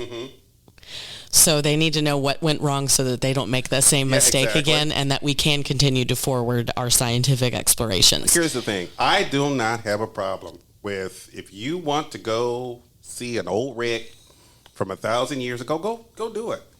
That's on you. I'm going to talk to you like you talk to us. Now, I'm not talking about Wendy. Y'all know what I'm saying. Yeah. But I'm going to talk to you like you talk to us. It's not my problem that you can't afford to pay your bills. It's not my problem that you can't fly anywhere you want to or go anywhere you want to. It's not my problem that you're poor. It's not my problem. Blah, blah, blah, blah, blah. It's not my problem. I've heard that. This class of people have heard that from that class of people. Oh, pull yourself up by your bootstraps. Pull yourself up by your bootstraps. Yeah, blah, that's blah, my blah, favorite. Blah, blah, blah. That's my favorite saying. So everybody says that. I'm like, you can't do that. So when the situation is reversed, yeah, and then people are like, well, and I'm not putting you in this. Yeah. Although maybe I am putting you in this. We'll see. But the fact of the matter is, when people are like, well, those were human beings and blah, blah, blah. Yes, you're right. They were human beings. They were human beings. Just like, so were the 700 other people that drowned. So were the 700 people who drowned. Some were the are the homeless people that are living in San Francisco. I love San Francisco's new ads for their tourism board. But I'm like, you have never needed. I have never known San Francisco to ever need a commercial to promote San Francisco. Never known it. I know. I've never known. I don't think I've ever even seen a commercial for it. I've never even seen a commercial. But I can see why it would. We've seen movies. They're in movies. They're on television all the time. We know. Everybody knows San Francisco. Oh, yeah. San Francisco does not need to have a commercial. Nope. Advertising for San Francisco unless there is a problem. Yep. And we know what the problem is in San Francisco. No one can afford to live there. And the few people that can afford to live there, they're living with 4, 5, 6 other people. Yep. Because the housing market is ridiculous. Yes. Well, and it's happening here in Houston, too, because all these foreign countries are coming up and buying all of these houses and it's not just and then renting them out on Airbnb. It's not just or leasing them. You know, Airbnb, someone said something about Airbnb crashing. Something happened with Airbnb, but we have to get more details on that. Oh, yeah, we'll talk about them. We should talk about that next time. We'll just talk about that another time. Yeah. That's just part of this conversation. But for the fact of the matter is that most of... I too was like, wait, is this appropriate for us to be? But the more people were talking about it, the more that when I saw that, what convinced me was when I saw the video from the CEO of the company, and I'm like, oh no, he stepped in it. He absolutely stepped in it. Like you can't say a whole bunch of stuff like that and then have people feel sorry for you after you end up suffering from the very same thing you were saying is not important. Exactly. You can't sit there and say throw caution to the wind, safety doesn't matter, it holds us back, and then go die in an unsafe. You know what the funny thing is? Have people feel sorry for you. It was brought up while we were still looking for them. While we were still trying to find them. Yeah. So the fact of the matter is that when they were still, when that was brought to my attention while they were still looking, I went, I don't feel bad for them anymore now. I mean, but that's one guy out of 5 that died. But that's the CEO of the company. Yes. Of Ocean Quest. Yes. Who put out a video. Yes. I don't even have to say it again. Yes. So if he were anybody else, if he were just random dude, I'd be like, oh, that's unfortunate. Yeah. But the owner, the CEO. So I want to talk about this, though, because I find it really, really interesting. You know how we always say that history repeats itself, right? And in almost every revolution, it starts with the poor versus the rich. It does. Every single time. Every single time. And the disparity between the poor and the rich in this country has become astronomical. It's astronomical. It is more than it was when the French said eat the rich and ate the bourgeoisie. So, we're there. We're past there. We're even further from there than we were back then. However, because comforts have become so easy to come by for more of the population, we've become complacent. Yep. But now we're seeing it spill out on things like internet sites where people are literally laughing about this guy dying. Why? what? I just don't ever want to become that society, but that's who we are as a society. It grosses me out. It makes me super sad that we're so callous about human life. We always have been, but I just... But the beautiful thing is, think about it now. We see it more and more and more. Let's throw in another example. Let's talk about the recent Supreme Court ruling when it came to affirmative action in colleges. Now, the week before this ruling, I forgot that the Supreme Court usually does all their big business and completely forgot about it. So last week, I think it was, I can't remember which news show, it was probably Fox. Asian student was complaining about the fact that he couldn't get into Harvard because too many black students were getting in, and blah, blah, blah, blah, blah, blah, blah. You had a 95% chance of getting into Harvard if you're black, although that doesn't make any sense when you consider that only 1.9% of the students are black. Yeah. And I think what it was, 25% were Asian. So that didn't make those numbers didn't make any sense. No. And they had this Asian guy sitting there talking about it, and I sat there looking at it, and I'm like, why are we talking about this? This is weird. Harvard. It's the same conversation we had back when it passed the first time. But the thing is that the funny thing was the fact that I would find that later during the week when this was struck down and this was brought to the Supreme Court, supposedly by the Asian American community. Supposedly. This is the funny part. Supposedly it was brought by the Asian American community. And so I kept hearing, I don't want nobody should get upset about the Asian American community, blah, blah, blah, but please don't take hate out on the Asian American community. I'm like, what is everybody talking about? Turns out that the guy who took this case to court, to the Supreme Court, was a white guy who was part of some group that had nothing to do with Asian students. At all. Had nothing to do with Asian students. They just used Asian students. So it's just white privilege. It's just more white privilege. They used Asian students as an example of why affirmative action should be struck down. That's when they start talking about white adjacent. Yeah. So then they put Asians. The funny thing is now you put Asians as a target. As a target. Yeah. You've intentionally made, and it was right there. Yeah. The fact that it was right, this is how... You know what that reminds me of? The Boston Tea Party. When everybody likes to laud the Boston Tea Party. And I'm like, do y'all realize how fucked up it was? Because the thing that they leave out in your grade school history books is that they dressed up like indigenous people. They wore disguises trying to get Native Americans slaughtered so that they could get away with it. Exactly. That's not a protest. You couldn't even go as yourself. Right. And by the way, you said history repeats itself. Look at the Proud Boys and the rest of them now. All with their mask on and everything else. Doing the same thing. With their tiki torches. Yeah, that was the weirdest choice. Like, that's how you know there wasn't anybody gay there. I don't understand the tiki torches either. Why would you? They just didn't want mosquitoes. First of all, real tiki bad. torches, that's a Polynesian thing. So now you pissed off Polynesian people because now they can't use tiki torches because now they're going to be assumed to be racist. just white tiki torches. So you torches. borrowed from another culture. It would have been so much more rad if they had like torches. Just bring your torch. Like actual torches, like acetylene torches. Like that would have been so much more metal. Do like your forefathers did when they were in the Klan. They just burned their sticks. Took their burning sticks and their burning crosses with them. Yeah. Why did you go to another culture and use their tiki torches? Tiki torches. So bizarre. Very bizarre choice. Bizarrest thing, but you went to another culture's thing and took their thing and made it a part of your thing. I just want to know how many people were drunk carrying those and accidentally spilled hot tiki fluid on the person in front of them. I don't think any of them would any of them be drunk? Oh, I don't know. It would be cute if they were. I I just imagine that they have to be alcoholics Yeah, to be that exactly. angry.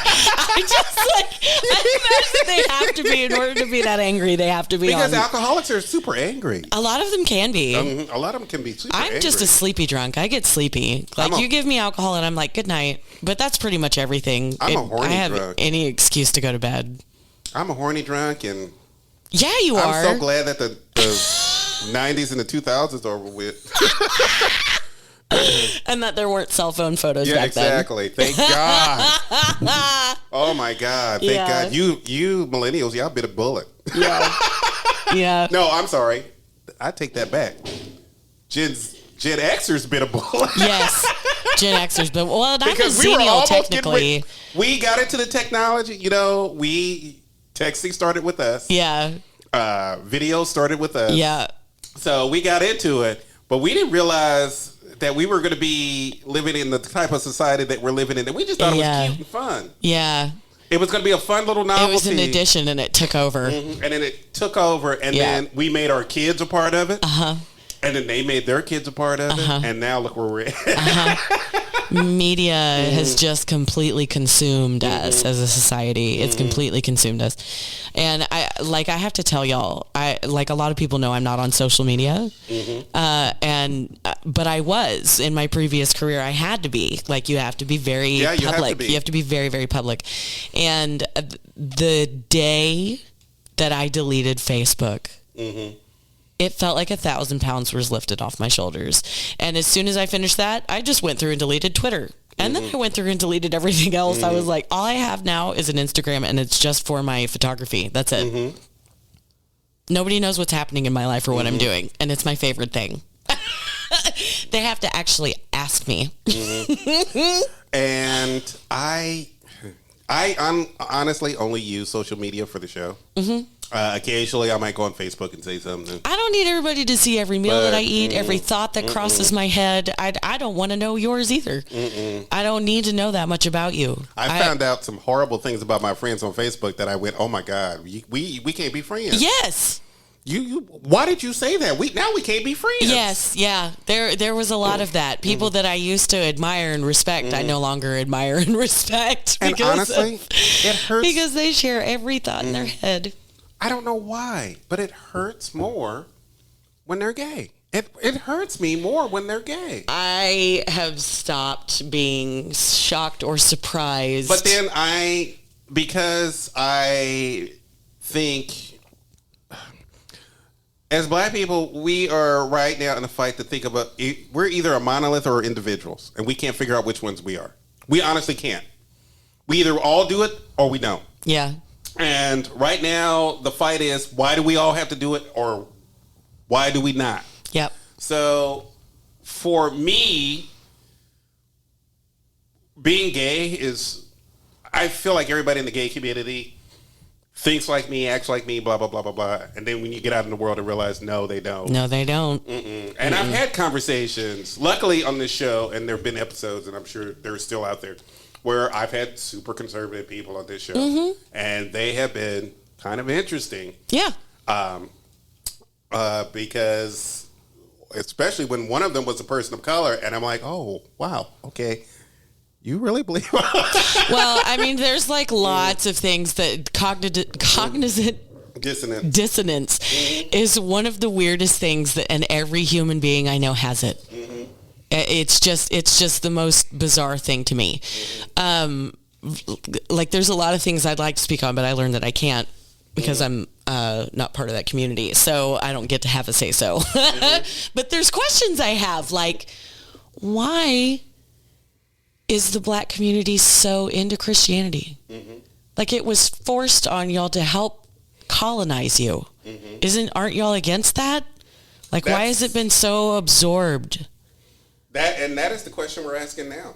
That's one of the questions that the Black community is asking right now. Why are we still involved in Christianity?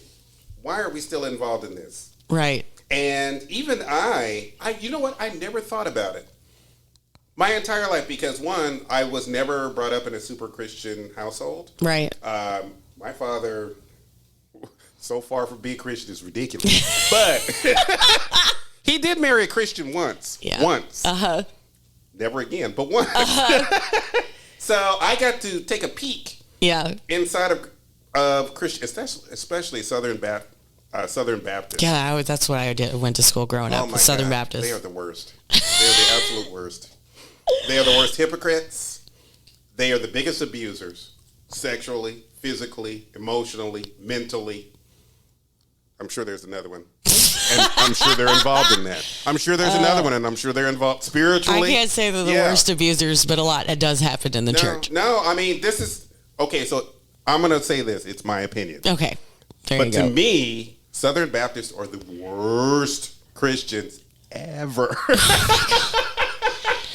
They are the worst Christians ever. And I got to say, they are also the funniest. Because, good Lord, God bless them.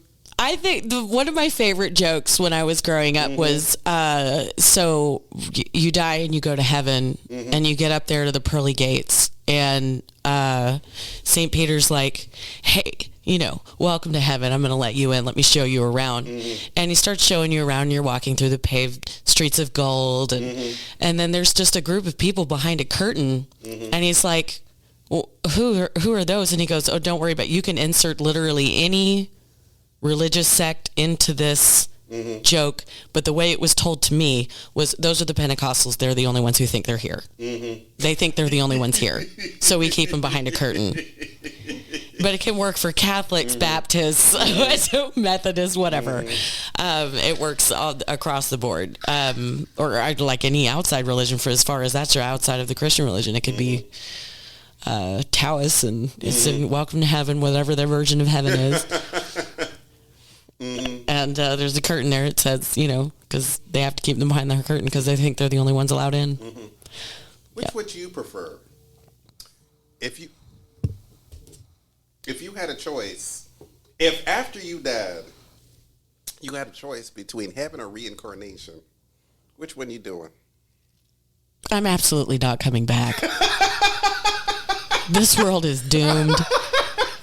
You couldn't pay me to come back. You couldn't pay me to come back knowing everything that I know and make it in this world. I don't want to. I'm done now. Leave me alone. I want to take a nap.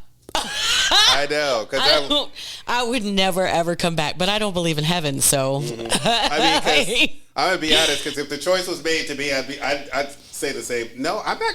What? I'm tired. I'm tired. You kept putting stuff on me while I was down there. I don't want to have nothing. I struggled. I struggled. I barely made it here. Barely. And now you want to send me back? No. I'm going to tell you, I don't mean no disrespect. But fuck you. Just send me to hell. Fuck you. I don't want to do anything. I hope there's not a heaven after that. I don't want to do anything after this. I want to be done. I want to rest. Yes. Eternal rest. It's called eternal rest, not eternal activities until the universe consumes itself and then is reborn and it starts all over again. Because Buddhism pisses me off. What? Because if you're telling me that I'm coming back, then I don't want to be a Buddhist. Then I don't. I want to go. I'll just go back to Christianity, where I know I'll go to hell, and I'm not coming back. Oh Lord. I do not want to come back here. Yeah, I don't want to. I don't. Everybody's like, you'll get to see your loved ones again. I'm like, they don't I don't want even to want to see them. I don't want to see them either. I don't want to see people that are alive now. Don't come to my house. See my loved ones. I'm gonna be honest. If I see my loved ones, I know where I'm at. Oh. I know where I'm at, and I'm just going to accept it. I don't know, man. Like, I just can't with religion. I just can't with religion. I mean, because I will take one look at you and go, if you're here, I don't want, you know what? No, I don't want to be here. I can't. My problem with every single religion is that it's convinced that it's the only way and that it's the only one that's right. I don't think that's every religion, though. Buddhism doesn't teach that. Sufism? Something like that. It's not part of Buddhism. It's a different thing. I just don't like the whole where I'm better than you thing. I don't like that in any religion, academia. I'm not any of it. I don't like any of it. I would like to think that I don't need religion to be better than you. Right. That part. And if your religion's teaching you that you are better than someone, you need a better religion. You need a better religion because you ain't no way better than me. I'm right and you're wrong. I prove it. But American Christianity, I don't even know if it's really Christianity. It's very far from. It's very far from. What is that? There's a whole, I think there's a Twitter account for conservative Jesus. Mm-hmm. And it's the funniest damn thing ever. Mm-hmm. Like, because, he's Republican Jesus. And he says things that real Jesus did not in the Bible at all. Mm-hmm. Like, at all. Mm-hmm. And a friendly reminder, he wasn't white either. So no. Please stop with the... He was Jewish. Look, don't get me wrong. And Middle Eastern. Don't get me wrong. In the pictures, the white Jesus pictures... That's Constantine. That's Pope Constantine. He's hot. Don't get me wrong. He's hot. He's got the abs. He's got so the tan. Pretty. He's got that blonde hair, blue eyes. He's hot. That's a hot Jesus blonde right hair, there. Blue eyes doesn't do it for me, though. Give me brown eyes any day. I'm not usually a fan of blondes, but blonde Jesus is hot. He can get it? He can get it. That's He can get it. This is really fucked up. We're going to get letters. Excuse me, emails. People don't send letters anymore. No, we might actually get letters because people around there still write letters are going to be the ones that have a problem with this whole last 30 minutes of conversation. Oh, my gosh. But I think it's go out, get your stamps, Grandma.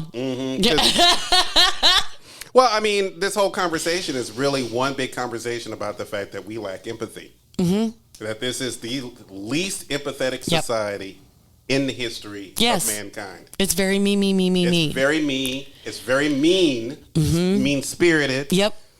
I don't understand people who supposedly worship a person who is like all love and all this other stuff, and y'all go out and do some of the wackiest shit. Yep. On the planet. The hypocrisy and justification is astounding. Mm-hmm. Like it's really it's overwhelming sometimes, but not anymore because I don't have social media and I don't have to look at y'all. Mm-hmm. Not anymore. Well, I have to look at y'all because sometimes I get some of my subjects from y'all. And by the way, I have learned some things from y'all. Some of y'all have sent me to some very interesting websites, some very interesting books, that kind of thing. So I have learned a few things along the way, and I appreciate people who want to teach. Oh, I'm all about gaining new perspectives and information. Again, I'm against conventional wisdom for the most part.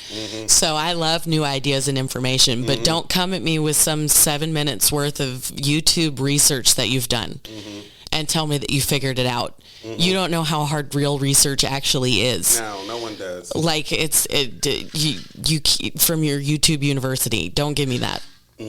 Don't give me that. But come at me with real information. You shouldn't even be using the word research. No. No, because that's what I'm saying. People don't know what that word is. I would rather people reading say, articles is not research. Reading books is not research. It's reading. It's reading. It's part of research. There is a whole. Did you go talk to the author and look at their sources and then go read those sources and then reach out to those authors and find out, are they people who can be trusted and are respected in the community for the information they have? Like, researching goes so much further than reading a few articles on the internet. That is true. Like, it goes so much deeper. Anyway, I just... Well, you remember back during the horrific days of that year. I don't even like to. I'm so traumatized at saying 2020. But that year, it seemed to me that year that so many people, there were so many scientists, there were so many researchers. Oh my God. Everywhere I looked, there were people getting degrees on Facebook. Like people I knew, like down the street at the bar, suddenly had a degree in physics or a degree in virology or political science. I'm like, God damn. Epidemiology. Yeah. All this. I'm like, what? But we don't listen to the actual experts that are telling us what to do. We're like, nah, I read on Reddit somewhere that someone else said something different, and I'd rather believe that, so they're right and you're wrong. How many times I had to tell certain family members and some friends, stop reading all this goddamn junk. how many times do I have to go back? Every time somebody sends me something that they said, "Oh, this is going on," and blah blah blah blah blah. No, okay. it isn't. But people don't know how to like find good resources to get their information. And especially if it goes against what they believe, they're going to ignore that information. Of course. They are willfully ignorant at that point, and they go further down the rabbit hole because it reinforces what they want to believe already. That's just not going to help us grow as a society, guys. You need to be able to rip the safety net out from underneath you sometimes and make you question the things that you believe because maybe you're wrong. Could it also be the fact that we are so overwhelmed with information that we don't know how to for sure disseminate it? We have physically, mentally, emotionally have not evolved to keep up with technology. We absolutely have not. Our attention span has changed. Our ability to do physical things is changing. It's the biggest thing that I've noticed is the attention span. Like we used to sit and read for hours, and now we can't watch a video longer than 30 seconds before we're like, what's next? I am a victim of that. Because one moment I'll be watching something on TV. The next moment I will find myself on TikTok. Well, or some on of that's Facebook. because they've figured out how to hit on our certain parts of our brain that give us instant gratification, okay, that give us boosts of dopamine, that make us addicted to certain behaviors. Like they have put research into this; it's been proven over and over again. Well, you're studying psychology. So yeah, you understand that psychology. Yeah, is the reason why. Yes, but it's our technology is affecting our ability to have meaningful relationships. It's affecting our what we define as a healthy self-esteem. It's changing a lot of dynamics, including the workplace, because now we've looked at with all the advances in technology. And when COVID happened and everybody found out, oh, wait, yes, we can do this from home and it can work. Maybe all of those disabled people we told couldn't do this from home before, now that everybody's doing it, maybe we shouldn't force them to come back. But now they're forcing them to come back. Yeah, because they're assholes. Yep. Capitalism sucks, you guys. It was never supposed to be this way. Capitalism. No, it's unchecked. Any form of philosophy or government is flawed. Every single one of them. It's flawed because humans are flawed. Because human beings are involved. And anything can't be purist. It will never be purist. It will always get convoluted. It will always get twisted up. It will always get... That's why there's laws, rules, regulations to keep things in place. Yes. So that... And they're ever evolving. Just like our society. So the biggest thing I would like to see different, and I guess I would kind of like to close out on this on my note. Okay. Is to quit being so mean. I don't care how badly hurt you are. You do not have the right to be an asshole. All of us are guilty of it. I'm guilty of it more than most. It's my least favorite thing about myself, that and my food palate, but we'll get into that later. But just quit being so mean. Quit it. We all want to be witty and smart and funny about how cutting we can be. You know, it would be great if you could come out with something that's witty that doesn't hurt somebody's feelings. That would impress me. But you tearing down somebody's outfit or what they said or misspoke on or whatever, I'm sick of it. I can't believe I'm saying this. And I feel wrong for saying it because you just said something great. I'm actually having a good time watching the gender wars right now. And when I talk about the gender wars, I'm talking about between men and women. And when I say between men and women, I mean between heterosexual men and heterosexual women. I can't wait. This is another reason why I just can't wait for the next generation because they're so fluid. Everything's on a spectrum for them. Sexuality's on a spectrum. Gender's on a spectrum. We don't need to be fighting about who's better, men or women, because there's more than that. However, if you look at history, if you look at the evolution of societies throughout thousands of years of mankind being here, of us being organized and living in cities and building societies and all this other stuff. This is normal. Yeah. This is how society changes. American society, when in 500 years, change has always been violent. Yes. It has always been violent. Yes. This is nothing new. It's the same even in your personal life. Mm-hmm. There is no growth without being uncomfortable. Mm-hmm. You can't change without friction. You without have to some have level of violence. Yes. Mm-hmm. There's some friction. Something's got to change in order for you to grow and make room for the new. Like even in Mother Nature blows things away so that new things can grow. Fires burn things down so that new places can come up. Humans bulldoze things all the time so that we can build new things. We're good at that. We're good at that. And progress is painful. This is, I think, where my optimism pops in, because I'm still optimistic about mankind. Good for you. I still think with all the great things, the technologies, the way we do things, the conversations that we're having, we're evolving. Yes. We're socially evolving. Yes. I'm okay with that. I am too. I just wish that social evolution has to happen. This is the 21st. Hate this period of time. Here's the thing, though.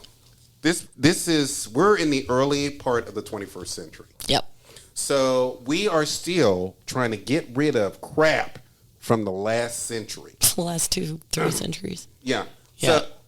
So we are now in a social war between the 20th century and the 21st century. Yep. That is what we are in. Yep. Whereas this group who wants to move to the 21st century and on sees a future and knows that in order to have a future, we have to destroy everything in the past. Yeah. And then there are those who are for the 20th century who are like, no, the past is important. Blah, blah, blah, blah, blah, blah, blah. Except when the past is not important, but that's another conversation. The past is always important. It's just we can't live in it. We cannot live in it. We've and got yet to these evolve. people still want to live in it. To survive, we have to evolve. We have to evolve. So this fight, I'm sorry, it's necessary. And this is, by the way, thanks to technology, this is no longer within these borders. This conversation is being had all over around the world. Yep. And we're all having it together. You know what's so great? I'm still, as a gay person, I can't go to Africa. And I won't. There are several places in Africa. I think it's Rwanda, South Africa, and a few other places. Rwanda, I think, just did gay marriage. Or maybe they legalized homosexuality. I cannot remember. I will be going to Rwanda. Yeah. Nigeria, Uganda, the rest, I can't go there. Which is sad for me, because as a black person, setting foot on the African continent is not possible for me. Yeah. Without me hiding deep into the closet. And I'm 55 years old. I'm not fucking hiding in nobody's closet. Yeah. I don't hide in the closet now. Well, and that's one of the reasons why there's like several places in Asia and the Middle East I desperately want to go visit, but I am absolutely terrified to. I feel like I could go to China and be okay. I know that homosexuality it's not outlawed. It's just frowned upon. It's just frowned upon, but it's only frowned upon. Yeah. You go to Japan, same thing. It's pretty frowned upon there. Frowned upon, but they're a little bit more progressive. They're actually having the conversation. Yes, they're having the conversation. They're having the conversation. Taiwan already had the conversation. I think they legalized. I don't know what they legalized. I can't remember if it was gay marriage or if homosexuality is okay. Right. But there are several other Asian countries that are still going through it. Just like Africa, there are still countries in Asia you still can't go to. That's fine. Yeah, I'm just ready for this fight to be over, and it never will be. That's the thing that just breaks my heart, is that it gets better, but it never goes away. It's not going to because you can't kill ideas. You can't kill ideas. You can kill people. You can topple governments, but you cannot kill ideas. And that's an amazing thing. That is an amazing thing. Yep. Because humanity has to evolve. If we can't evolve on the evolutionary scale, Yep. we will. No, we are. But again, growth is painful. And right now we're going through some serious growing pains. Serious. It feels like the dawn of a new renaissance almost. Like but it's not the dawn. It's gonna get. We're in the dark ages before the Renaissance. Yeah, exactly. And by the way, it might get even a little bit more violent before it gets a little better. So I think we, especially in the LGBTQ community, should more start thinking about safety and protecting ourselves and looking out for one another. We're gonna have to put some issues aside and start thinking about our own safety. Yeah. And by the way, putting those issues aside will also give us a chance to talk about them while we're trying to protect each other at the same time. Yep. Because I really do. I know this is a crazy dream of mine, but I really do think that if we can conquer racism in the gay community, we're golden. And I want to fight it here first. Oh, we always have to fight at home. You always gather your own people, gather them up, and get them together. You always start at home. Always. That's where you're going to make the most change. So, I mean, unless you have a platform like this, which is nice, you can use your platform to do good. But the most good you'll ever do is in your own friend circle, is in your own family. Is at your workplace, if you're in a place that you feel comfortable being able to do that. The change starts tiny. It's tiny. It's even violent within our own selves. Oh, yes. I mean, I'm having to change a lot of my ideas about things that I believed in for a long time. Violent change. Yes. When you have to take when you have believed something for so long and realize it was a fucking lie, your brain... It hurts. It makes you question everything. I can understand everything. Now, and on a small way, maybe this is empathy. Now I understand why certain groups of people are terrified. They see a world that they don't understand. They see a world that they don't feel like they belong in. The problem is, though, when you have left your culture behind so that you can pursue whiteness, you long for those things. Yeah. And I have told white people this before, you have culture. Yeah. You have a culture. Go to Eastern Europe. Yeah. Go to Europe, anywhere. Yeah. They have culture. Yes. They have things that, if I were to ask an average white person, hey, what are your holidays? What are the things that, what are your family traditions? Yeah. How far back do they go? Yeah. Blah, blah, blah, blah, blah. A lot of people couldn't answer it. Yeah. A lot of people couldn't answer it. They don't have any traditions. They don't have culture. They don't have anything. So this is why they borrow from other... Whiteness borrows from other culture. Yes. It destroys its own by borrowing from other cultures. Yes. We're like, oh, we like that better. We'll do that now. Yeah. The funny thing is that even in whiteness discriminates against white people. Oh, yeah. Well, for the longest time, not everybody was white. If you were Irish, you weren't white. If you were Italian, you weren't white. And in a way, it was only WASPs, white, and in a way, Anglo-Saxon, Protestant. And in a way, the Irish, even in Great Britain, they're not really treated like white. They're not treated like white people. They are treated so far less. It's ridiculous. This is what we always other people. It's skin color is, I guess, easy because everyone can see it, right? That's an easy thing to pick on. Exactly. Fat shaming. It's an easy thing to pick on. I feel like once we give up one, we find something else. We give up one prejudice to find another one. Yes. And it's the same thing over and over and over again. It's stupid. It's a ridiculous cycle. Where is my Star Trek? I need my Star Trek world. I need my utopia. Yeah. Okay, I need to know that we can live among aliens and everybody else and fly through the galaxy and do all this stuff. I just need to be done. As a group. I don't even want to play with y'all anymore. Let me off the merry-go-round.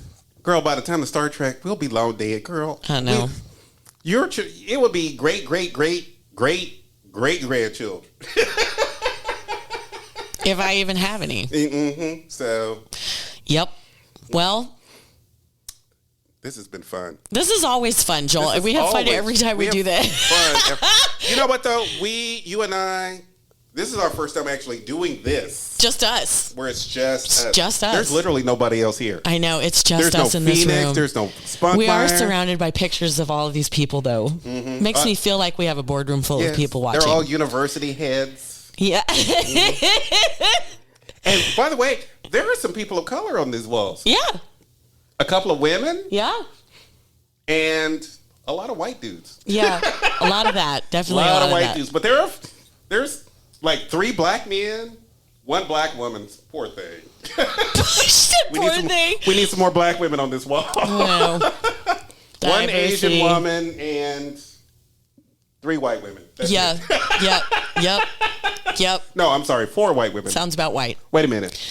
She has to be Hispanic. Oh, I don't know. I think we have 1 Hispanic. 1 Hispanic woman. Well, it was just Latina. Latina. Yeah. One Latina woman. That's it.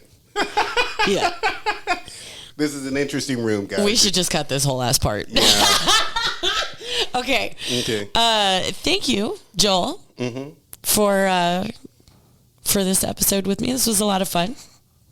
Is this your last episode? Yeah, I'm leaving. Goodbye. No, I don't want to do this anymore. I'm just kidding. No, I just enjoyed it, and we hope you guys enjoyed listening.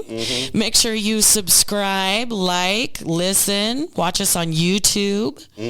Don't watch us on YouTube. We don't have anything on YouTube. Well, not yet. for this episode. Not for this episode.